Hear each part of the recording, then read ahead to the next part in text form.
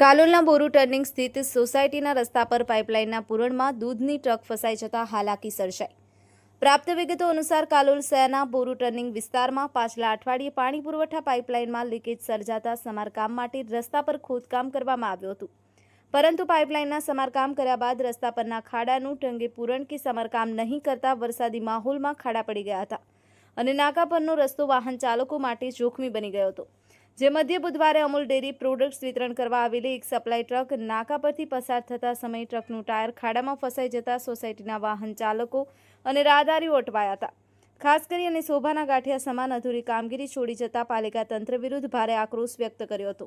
અંતે વાહન ચાલકોએ સ્થાનિક એક ક્રેનની મદદથી ટ્રકને ખાડામાંથી બહાર કાઢી ત્યારે સૌએ રાહતનો શ્વાસ અનુભવ્યો હતો, જેને પગલે કાલોલ પાલિકા તંત્ર દ્વારા જ્યાં ત્યાં પાણી પુરવઠો કે ગટર લાઇનમાં પડેલા ખાડાઓ કે સમારકામની કામગીરી યોગ્ય રાહે કરવાની લોકમાંગ ઉઠવા પામી છે।